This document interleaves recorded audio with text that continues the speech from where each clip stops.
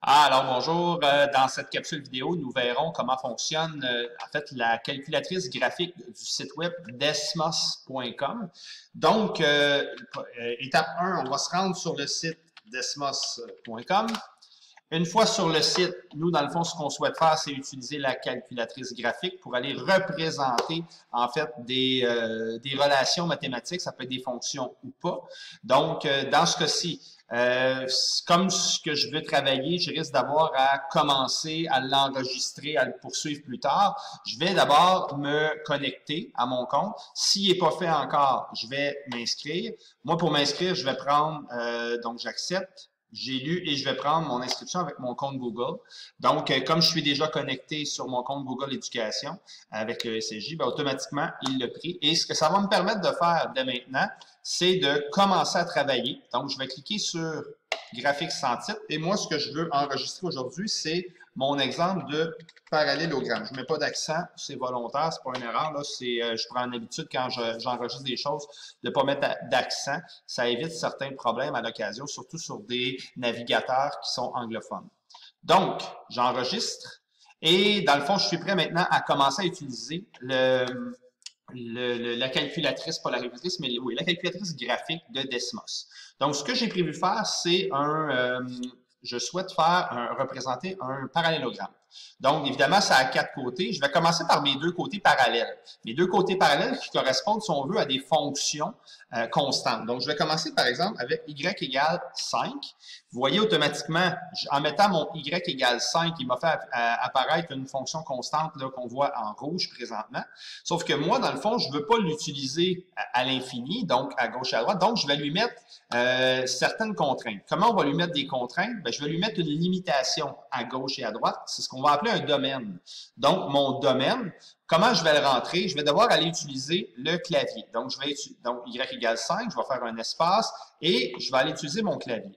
Sur le clavier, ce que je vais faire, je vais aller ajouter des accolades. Les accolades, ils ne sont pas dans cet environnement-là. Donc, je vais appuyer sur ABC, je vais ajouter un accolade. Et moi, dans le fond, mon domaine que je souhaiterais utiliser, j'ai déjà prévu un petit peu d'avance, je veux utiliser les x de moins 1 jusqu'à 6. Donc, comment on va faire? Bien, on va simplement indiquer que, dans le fond, je veux utiliser moins 1, je retourne ici dans mon clavier, plus petit ou égal à x, plus petit ou égal à, on a dit quoi? On a dit 6. Donc, jusqu'à 6.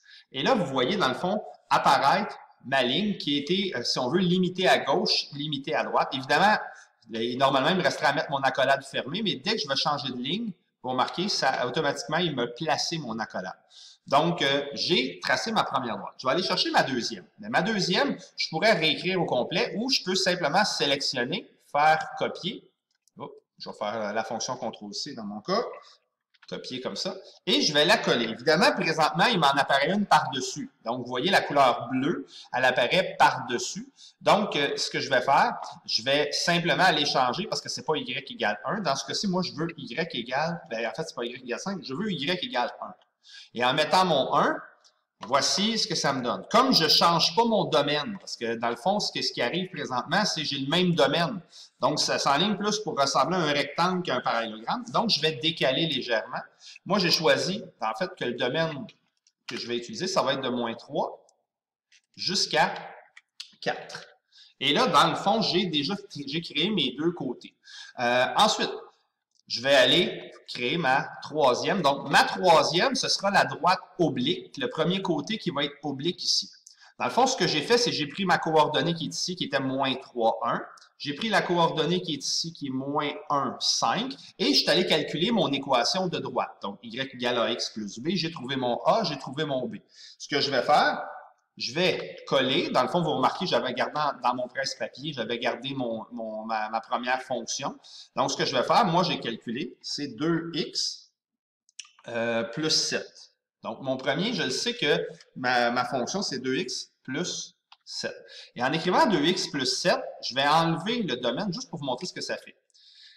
Présentement, j'ai ma fonction qui a été tracée. C'est la bonne parce qu'on voit déjà qu'elle relie, elle passe par les 2 points que je souhaite, c'est-à-dire celui-là, moins 3, 1, et celui-là qui est moins 1, 5. Par contre, moi, je veux limiter son domaine. Je n'ai pas besoin d'utiliser tout ça. Donc, je veux juste utiliser de moins 3 jusqu'à moins 1. Donc, ce que je vais faire, au niveau des X, je vais aller copier ça, c'est moins long que de le réécrire à chaque fois. Et de moins 3, on a dit jusqu'à moins 1. Et vous voyez, ça l'a limité, dans le fond, au niveau des X. J'ai juste pris une portion de la droite. Ce que je vais faire maintenant, je vais recopier celui-là. CTRL-C, je vais aller m'en créer une autre. CTRL-V pour coller. Et présentement, il l'a collé par-dessus.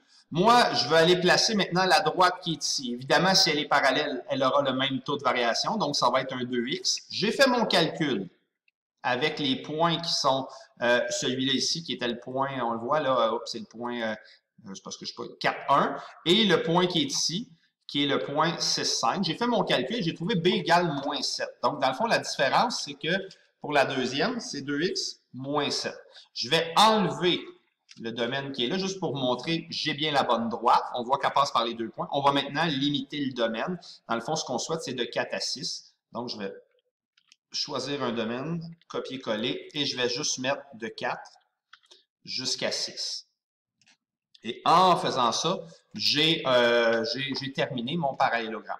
Ce que je veux vous montrer maintenant, admettons, là, on ne le voit pas super bien, j'aimerais que mes 4 couleurs soient identiques. Donc, comment on peut faire ça? Je vais choisir rouge, puis j'aimerais ça que mes côtés soient un peu plus épais pour qu'on les voit mieux.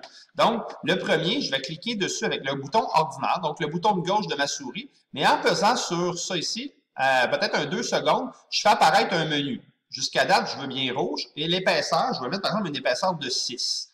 Je pourrais mettre un pointillé ou une autre sorte de pointillé, juste une épaisseur de 6. Ça ici, c'est une transparence. La transparence, on n'aura pas besoin, c'est au niveau de l'opacité qu'on dit, mais moi, juste, dans le fond, présentement, une épaisseur de 6, ça fait mon affaire. Donc, je sors de là. Vous voyez déjà qu'il a été un peu plus épais. Je vais faire la même chose pour la bleue, donc je clique quelques secondes. Oh, excusez, je l'ai échappé. 2 secondes. Je la veux en rouge, je la veux d'une épaisseur de 6. La troisième, je clique quelques secondes. En rouge, une épaisseur de 6 également. Et le dernier, en rouge, une épaisseur de 6. Donc, voilà, j'ai tracer mon parallélogramme. Admettons que j'aimerais tracer, on va dire, la hauteur. La hauteur, et j'aimerais ça la mettre ici, cette hauteur-là, en pointillé d'une autre couleur. Bon, bien, la hauteur, ici, évidemment, c'est pas une fonction parce que ça serait une droite verticale. Donc, ce que je vais faire, la droite verticale, ici, ce serait la droite x égale moins 1. Donc, je vais rajouter x égale moins 1. Vous voyez ce qui arrive. Dans le fond, évidemment, je ne l'ai pas limité. Maintenant, je ne peux pas la limiter au niveau horizontal. Donc, ce n'est pas sur le domaine que je vais la limiter. Elle, je n'aurai pas le choix de la limiter sur son image. Donc, pour limiter sur l'image, à ce moment-là, ce que je vais faire, je vais reprendre celui-là parce que c'est le même genre. C'est au niveau de travailler avec, au lieu de travailler avec des limites au niveau du X, je vais mettre des limites au niveau du Y. Donc, je vais juste faire un copier. Je vais le ramener ici. Je vais faire coller. Évidemment, c'est au niveau du Y que je veux limiter. Et j'aimerais, dans mon cas, avoir un Y qui va être entre 1 et 5. Donc, je veux absolument que mon Y soit situé entre, ou plutôt, de 1 jusqu'à 5. Donc, vous voyez ma droite noire. Maintenant, comme c'est une hauteur, c'est pas vraiment un côté, j'aimerais l'avoir en pointillé. Donc, ce que j'ai à faire, je vais aller cliquer 2-3 secondes et je vais dire, ben, j'aimerais mieux avoir un pointillé et j'ai ma hauteur qui vient d'aller se placer là, ici. Et je pourrais mettre l'épaisseur que je veux, mais comme c'est une hauteur, j'aime ça l'avoir un peu discret. Donc, c'est grosso modo comment va fonctionner Desmos, le calculateur graphique, pour être capable de représenter ce qu'on souhaite faire pour nous, notre travail. Évidemment, il y a un travail de planification, c'est-à-dire qu'on ne peut pas se présenter directement sans avoir rien calculé, sans avoir rien fait d'esquisse. Ça va fonctionner, mais on risque de travailler beaucoup plus avec de l'essai-erreur. Alors que nous autres, ce qu'on souhaite faire, c'est arriver un peu planifié pour, dans le fond, faire valider nos calculs en les mettant à l'écran. Bien, ça va valider si c'est bon ou pas, puis au besoin, bien, on fait les ajustements nécessaires. Alors, j'espère que ça va bien fonctionner avec votre Desmos. N'oubliez pas d'appuyer sur le bouton « Enregistrer » à mesure que vous travaillez. Malheureusement, ça n'enregistre pas automatique. Il faut penser à le faire régulièrement. Donc, c'est un des désavantages, mais malgré ça, Desmos va très bien.